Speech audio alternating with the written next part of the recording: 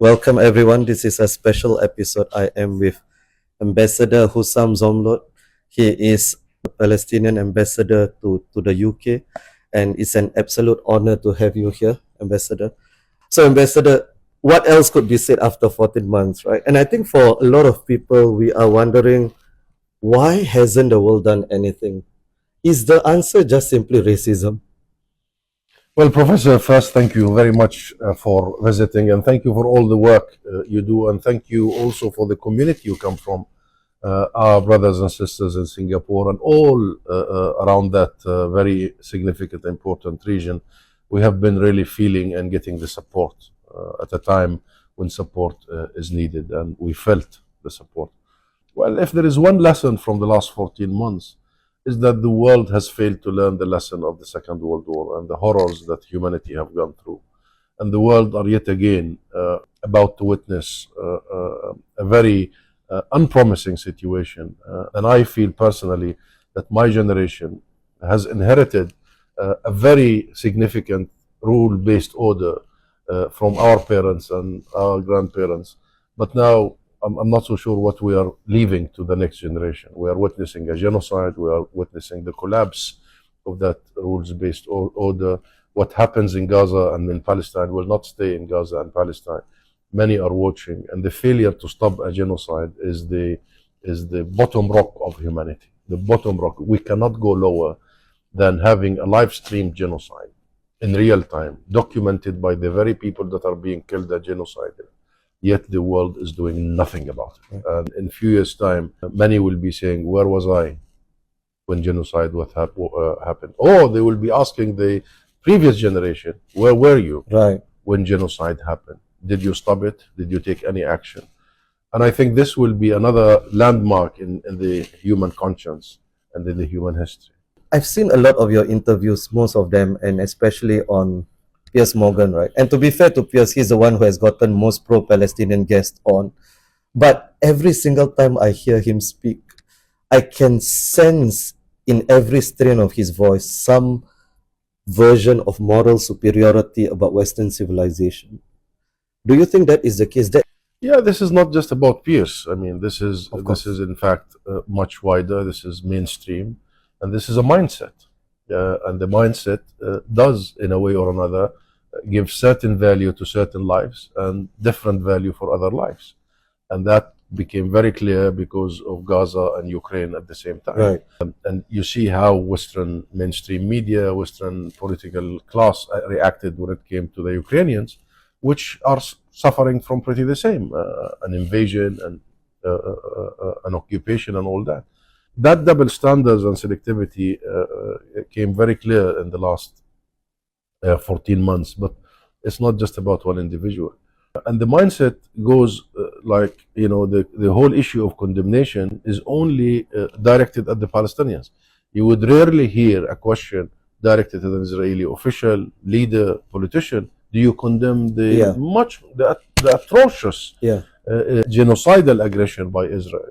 You don't hear that. That tells you about the frame of mind, if I may use the term. What is that frame of mind? Is it that only Arabs can commit these crimes and other people cannot? It's almost like the only right we have as non-white is the right to die. The right to die. We don't have any other right. In fact, on the 6th of October, it was reported it was the deadliest year of Palestinian children being killed at the hands of the Israeli occupation forces, not in Gaza, in the West Bank. It's always this snapshot that history began just there, that the cause of all this is Palestinian anger, right?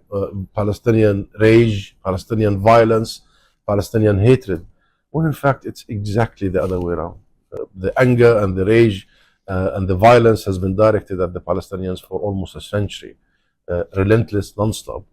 You're quoting Piers, and the first time I appeared with him, he asked me about terrorism, and I said, okay, let's define terrorism. And the United Nations has defined terrorism. Yeah. And when I quoted the UN definition of terrorism, which is targeting civilians for political ends, I asked him, Israel has been targeting our civilians since its inception.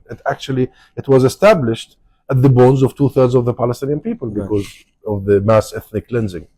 And I asked him, is that terrorism? And at the time, he and many others would fail to answer, would find it difficult to answer. So for them, it is not the act of terrorism that matters. It's who commits. Who commits and who's the victim? And who's the victimizer and who's the victim. If you happen to be the right color as a victimizer, as an aggressor, as a killer, as a murderer, you get away with it. And they will find so many ways to muddy the water. If you happen to be also the wrong victim, you will be the one framed all the time. Right. And the idea of do you condemn is it's a leading question. Right. It's a leading question. The moment the question is asked, you've lost. Right. You've lost. So they want to box you into being defensive, into being guilty before even starting the conversation. Whatever you answer, it's a lose-lose for you. So it's also a way of always silencing the Palestinian voices and intimidating Palestinian voices. So don't appear, don't talk, don't do anything, because if you do, we will corner you. Right. But as you may have followed, we managed to, turn the table on them. You got him to admit that what Israeli settlers are doing, that state-sponsored terrorism. Right? So you yourself are part of a movement that gave up violence, pushing for the two-state solution.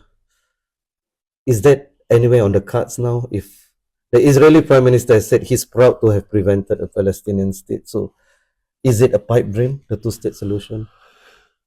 Nothing is a dream. What matters is fulfilling people's legitimate, inalienable rights. The right to self-determination, the right to return to our properties and farms, the right to be treated equally under any setting.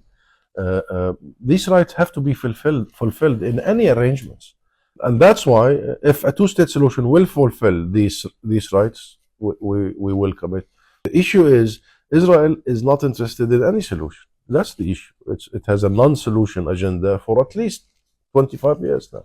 And Netanyahu has been bragging that he takes the credit for blocking the emergence of a Palestinian state. We've been calling for a solution for a long time. We need to enforce a solution. And here comes the role of the international community, the external role, in doing what they have done in other areas, in making sure that the full force of law, the full power of the international community is put in the right place, which is enforcing a solution and enforcing the law equally on all. Right. So we are in the heart of Western civilization, right? Not too far from here where the Balfour Declaration was signed in Manchester. So the problem started here, but do you think the problem can only be solved here as well? Well, yes, here is a very relevant arena of change, because it all started here.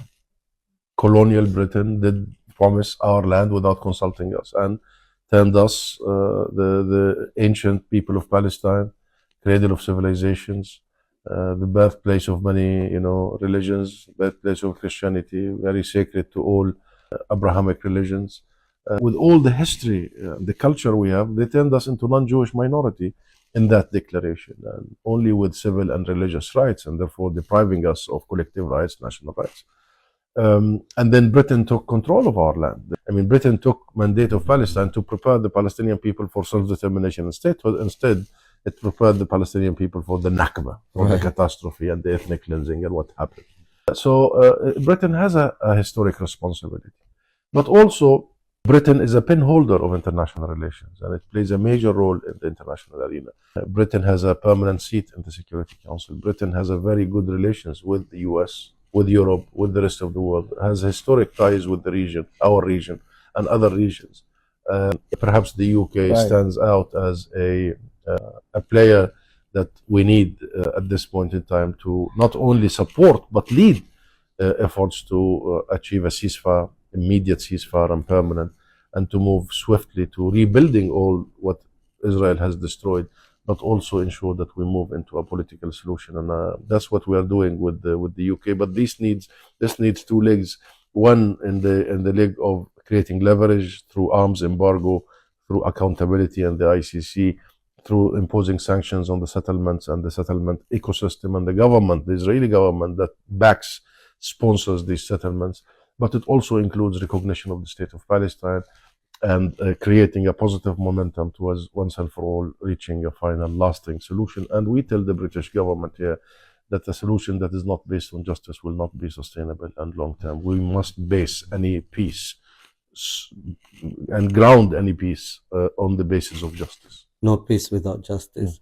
So final two questions. So you have lived through this your entire life. Is there a shift now in the Western world? 100%. There has been a huge shift in the international public opinion, particularly here in the UK. You have seen the streets of London and Manchester and in Cardiff and in Edinburgh and all over the UK.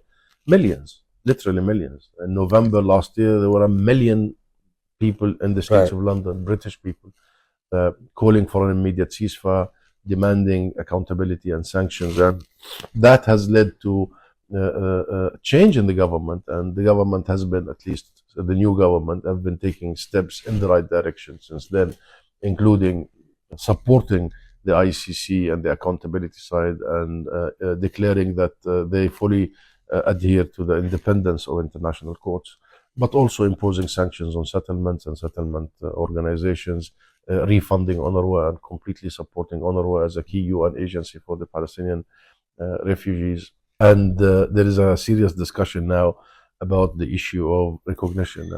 And so the public opinion here is our main muscle. And remember, the anti-apartheid movement of South Africa, that was global, the global movement.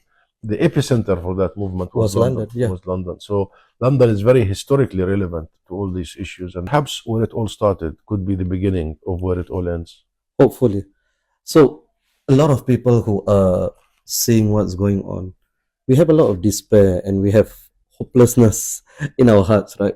Could you give us a message of hope to end off? The message of hope only comes from our people in Gaza, our people in Jerusalem, our people in Nablus and Jenin, our people in Hebron, Khalil, our people outside in the diaspora and in the exile and the refugee camps in Lebanon and Syria and everywhere. These are the messages that gives me most hope. Second is the image of these millions of people all over. When I see the encampments by students all over the world, in the US, in the UK and everywhere, where I see a movement in the shape and solidarity of our people. So hope is coming primarily from the people. And I tell you, you can bet on people. You may want to wait a bit to rely on governments, but you can definitely rely on the people. And we just mentioned South Africa, who I can mention to you many things. It's always the power of the people who brings change. During the war in Vietnam, it was the students in encampments in the US. But when I see a Palestinian father sitting next by his young daughter, attending to her homework in the middle of the rubble of their home in Gaza, I know there is hope. When I see a teacher in a tent insisting to educate the next generation, and I know because this happened with us before in the Nakba events, and I know because I was born in a refugee camp, I am the son of the Nakba, I know these tents are now serving as a makeshift classrooms, but these tents will become our Schools and universities because our people are always capable to rebuild. Yes. So the source of hope is that despite Israel wanting to kill in darkness and prevent any journalist from covering, as you know, there is no one foreign correspondent in Palestine, not one in Gaza. Despite all that, the heroism of our journalists of really documenting the genocide, and 134 of them have been killed so far, because Israel knows that these journalists have been the heroes, and not just journalists, by the way, even ordinary people insisting to document these very crimes. When I see doctors burying their own family members, like Dr. Husam Abu Safi of the North, burying his son Ibrahim, 15 years old, and immediately attending to his patients and the wounded. When I see the mosaic of the Palestinian people and how they are able to still love each other, serve each other, protect each other, of course I have hope. Thank you so much. Someone told me that we have witnessed a mobilization of people who previously never cared about politics, never cared about human rights. It's not that we are freeing Palestine, it's Palestine has freed the world. Mm-hmm. Thank you so much, Ambassador. Thank you. Thank you.